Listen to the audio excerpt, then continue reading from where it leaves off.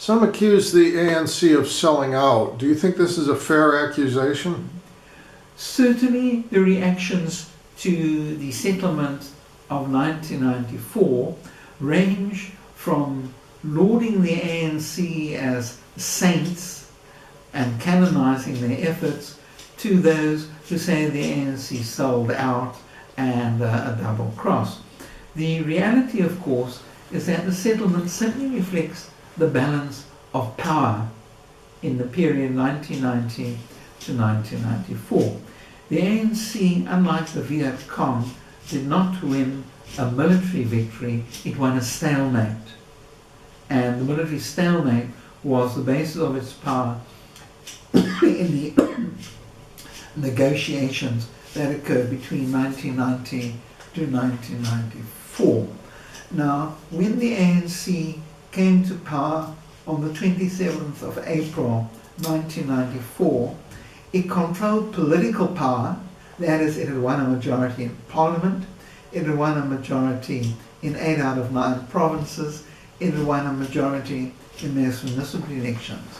But military power remained entirely with an Afrikaner white dominated officers corps of the Army, Navy, Air Force, military intelligence. The political police, the special branch, these remain dominated by Afrikaner nationalists. So bureaucratic power, police power, military power, all the other sorts of power except for political power remained in the Afrikaner nationalist establishment. Corporate power remained predominantly among English-speaking white-owned companies and to a less extent among the huge Afrikaner corporate sector which apartheid had built up by Afrikaner preferential procurement and affirmative action in the 4 decades of apartheid. So the ANC moved gradually. It had to bear in mind that the counter-revolutionary parties had demonstrated the ability to mobilize some 20,000 Afrikaner white farmers who were all armed with rifles and who had pickups and demonstrated an ability to mobilize and drive around the country. And it therefore moved very slowly to ease out the great majority of Afrikaner white military officers, police officers and intelligence staff and replace them with African and coloured staff from the liberation movements. And only after it had seen that shift in power did it move to dramatically increase affirmative action and preferential procurement. So that's the realities behind either canonizing or denouncing as sellouts Mandela and the ANC of 1990s. Another new question that's occurred to me. Is there any possibility of a military coup d'etat in South Africa? That's the most unlikely thing of all the probabilities. Fortunately for South Africa, both the apartheid regime and the liberation movement focus on a policy of maximizing politicization of people but minimizing militarization of people. For example, on the apartheid side, the armed forces were based on the smallest possible standing armies and the largest possible conscription. After Israel, we had the longest conscription in the world, 2 years conscription, followed by 6-week call-ups for 10 years, each year for 10 years after the end of your major conscription. Similarly, on the liberation side, the ANC followed the doctrine that the party controls the gun. Umkhonto weZizwe, also for Spear of the Nation, is, quote, the armed wing of the African National Congress, unquote. Now consider that difference with the case of Algeria, where the FLN, Front for National Liberation, was defined by them as the political wing of the liberation movement.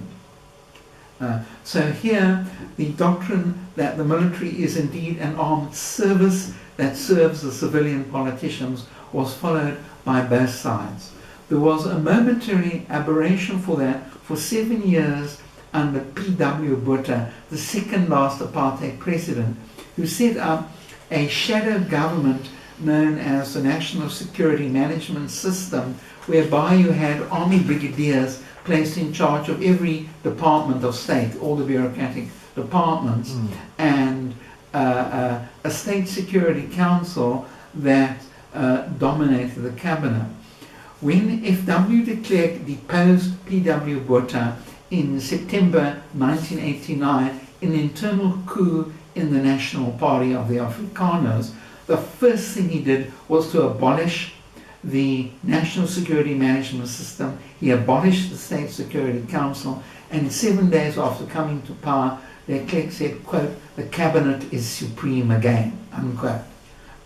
So that is a major contribution for which de Klerk must be praised. It's not widely known or remembered even today, the demilitarization of the government. And if you look today, the military has suffered the same budget squeezes as the civilian departments of state. And that's a sign that its lobbying power is not significant compared to other different interests in the government. We maintain a very small army today, a country of 55 million people. We have under 100,000 permanent soldiers, aviators and sailors. The Air Force budget is so limited that they typically run out of kerosene after 9 months of every budget financial year, and their planes are virtually grounded for the last 3 months of each year. Now, if there was strong military influence, they would of course be the pampered pets for priority for every budget. I think gold bricking is the American Pentagon and Congress phrase, and that's not the case here. Do you see any problems with the Constitution that would require amendments? Our Constitution is rightly considered one of the best in the world. It has the longest Bill of Human Rights in the world because of the unique circumstances at the time of its negotiation between 1992 to 1996. The major political problems we have reflect political culture and the informal aspects of politics rather than the statutory constitution. What I mean by this is that no Bill of Rights in the world and no constitution in the world can continue to protect the citizens from the government if a government handpicks only cronies as judges, as police detectives, and as prosecutors, because the Constitution depends on the even application of the rule of law to government and citizen alike, to rulers and opposition alike, to maintain those human rights. And if you have party hacks and party cronies perverting the prosecution, perverting the police, and perverting the bench of judges, in the end, no Bill of Rights and Constitution can continue to be effective. So therefore, our Constitution requires buttressing by massive campaigns, just as, for example, the US has civil rights campaigns and indeed even a civil war to enforce various human freedoms. And there it's over to political parties and the rest of civil society to raise the costs of illegitimate behavior by the ruling party that would undermine the Constitution in these various ways. These comments, of course, also apply regardless of which party is in power. For example, the Democratic Alliance, nationally the official opposition, has been the ruling party for a decade in the city of Cape Town, and for 7 years the ruling party in this province. And there howls of complaints about the coziness of property developers with the municipal authorities when it comes to granting exemptions from building a block of flats next to a house, and from tearing up the urban edge, and redefining conservation land as fair game for property developers to roll out another middle class suburb on. These complaints are rising about arrogance too. Another new question that occurred to me, what sort of political education is the younger generation of South Africans getting? In our schools, that is grade schools to Americans, we do not have the equivalent usually of what is called civics as an education there. History and geography are both optional topics.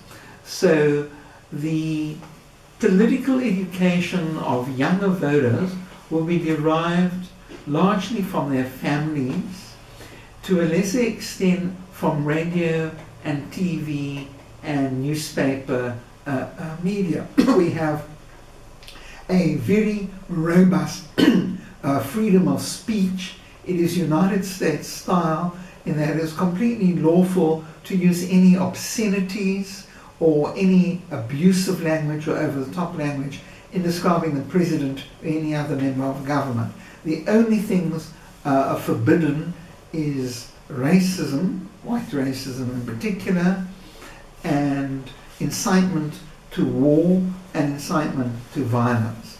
So through the media, both digital and print, your younger voters are exposed to a huge range of polemics about government, just as strident as the polemics concerning, say, Donald Trump, Hillary Clinton, and Barack Obama in the USA. Any predictions for the future of South Africa? I think that the unemployment is going to be a very long-term challenge for any government to mitigate and remedy over here.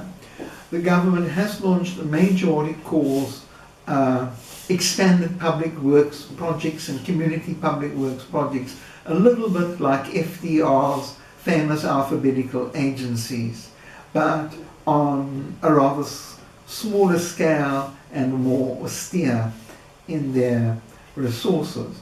I would anticipate that at the forthcoming elections, the ANC will most probably get a reduced proportion of the vote. It will be, I think, some years before the ANC is voted out of power. If you ask the question, what is the longest a political party has remained in power in democracies? The answer is a tie of roughly between Sweden's Social Democrats, Japan's Liberal Democrat Party, and the Botswana Democratic Party of about half a century. So unless one imagines the African National Congress is going to set a world record, I would anticipate that the ANC must now be roughly halfway through its first term of power in office over there. It could, of course, fall out of power quicker than that if it does not address the mounting corruption scandals that are affecting its performance in government over there. The DA would seem to be very firmly ensconced in power in this province, but again, judging by world records, that cannot last for more than about half a century at longest over there. South Africa's other great challenge, besides environmental constraints such as scarcity of water, are pollution from the mining sector, in particular pollution of groundwater, pollution of asbestos dumps from asbestos mines with the dust blowing in the air, pollution from the uranium and gold mines with the radioactive dust blowing off half the mine dumps in Johannesburg over there. So these are some of the challenges, but we have a diversified economy. We do not depend upon the export of a sole commodity such as oil or copper, for example. And this, we've got a world-class banking sector, and we were early adapters of IT. So these will tend to favour South Africa making progress in the transition from third world to first world. Specifically, what do you see as the linguistic future of South Africa? We live in a century where English has literally replaced Latin of a century ago there. Now, the constitutional position is that under apartheid, only languages spoken by whites, English and Afrikaans, were official languages, and black languages were used